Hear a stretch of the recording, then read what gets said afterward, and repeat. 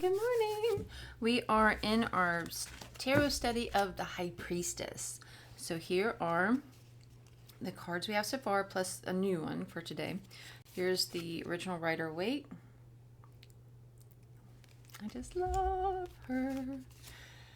The Golden Art Nouveau, I think it's called. Wildwood Tarot. Uh-oh, why aren't you wanting to show up? There you go. They call her the Seer. And then here we have the Light Seers. Isn't that what it's called? Yeah, the Light Seers Tarot. I don't know why my mind was like, all doubts, all doubts. And then my dog's scratching at the door, so hang on.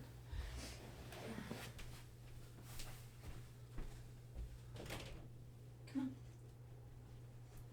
on. Okay. Yes, she is. Did you see her? That little nugget. You can have a blanket underneath the bed, the thing you can. Come on, get under there. All right. So what we're going to do, the book we're reading today is Tarot for Change. And I might try and do another video after this because I'm going to be going out of town for a bit and I won't be able to do these as often, and I'm behind as it is, so I might try and do some ahead today if I get a chance. I may not get to though, but I'm gonna try. All right, so Tarot for Change, the High Priestess. Here's the inside if you wanted to see that. All right, it's tempting to believe that simply refusing to speak to something aloud is a sure way to keep a secret. But the truth is, secrets tell themselves in all kinds of ways. They're spoken in the choices we make, how we hold our bodies, and what we do with our hands and feet, and the ways we behave towards others and ourselves. Behavior is also a language. When we start to view it in this way, we can see how things swallowed and tamped down have tendency of water in their drive to find throughways. Goodness, excuse me. I'm having itchies this morning. We begin to see that even when we haven't moved our mouths or made a sound, we still speak, and that people around us are listening, affected by what they hear, even if the message comes out scrambled or distorted, like today's reading. And even if those fluent in the language of behavior have to really strain their ears to understand, you can trust the message is felt somehow. Come closer. Go away. I hate you. Don't leave. I want this. I'm scared of this. I'm ready to change. I want to stay the same. Trauma therapist Lori Kahn has written about how unprocessed trauma appears in code. She writes stories unshared don't disappear. They return in relationships, silently taking prisoners. If the trauma remains unknown, unspoken, and unconscious, it does harm. Our secrets and unconscious fears have their own ways of revealing themselves, and we can decode them by looking at the choices we make and how we behave. Now, this is taking the High Priestess in a whole nother way, right? Yeah.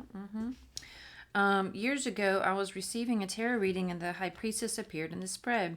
After much discussion of the issue I'd brought, the reader asked simply, "What about this issue is not being said?"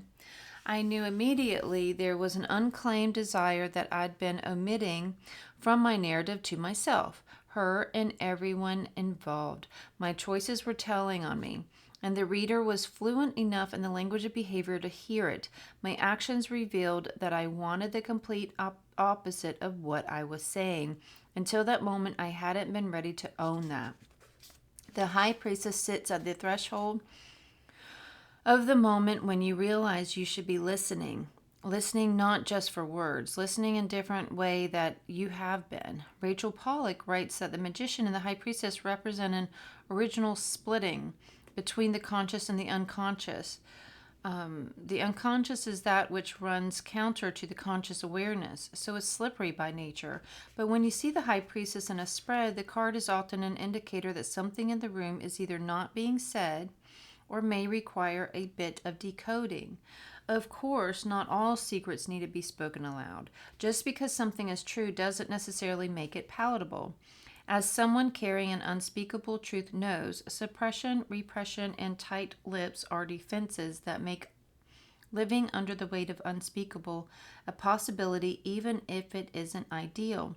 But recognizing the ways that these things influence our lives and choices is also protective, because when we do not acknowledge our secrets, they tend to express themselves in ways that undermine our free will. Maybe some stories can only be told in the language of behavior.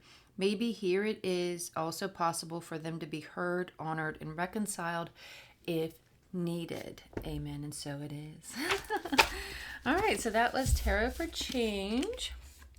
And we did the High Priestess today. So that's nice, right? Nice, nice. And hopefully I'll get a chance to do some more before I go explore. Have a great day. Love you. Bye.